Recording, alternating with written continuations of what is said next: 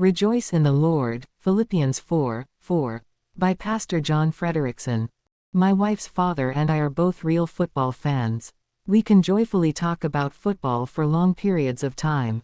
We anticipate every recruiting class, season, and game. When our teams played for, and won, the national championship, we talked about it extensively, replayed the game, and rejoiced in the victory. With a sense of reverence, it occurs to me that we believers should be even more enthusiastic fans of God and be constantly rejoicing in Him.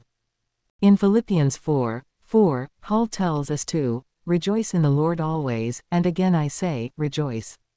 Notice that the emphasis and focus of rejoicing is not in our circumstances but in the Lord Himself.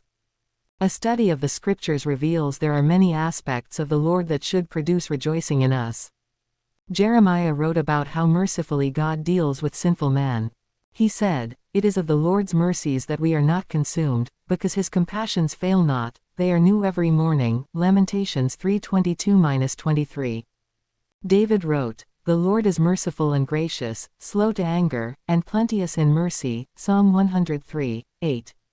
He added, "Great is the Lord, and greatly to be praised. I will speak of the glorious honor of thy majesty. The Lord is gracious, and full of compassion, slow to anger, and of great mercy." Psalm 145:3-8.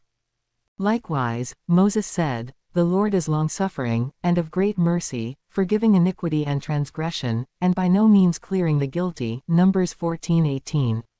Even in the face of Israel's blatant rebellion, Nehemiah proclaimed, "But thou art a God ready to pardon, gracious and merciful, slow to anger, and of great kindness, and forsookest them not." Nehemiah 9:17. But even when, in righteousness, God will judge the sins of mankind, we have the assurance, "Shall not the judge of all the earth do right?"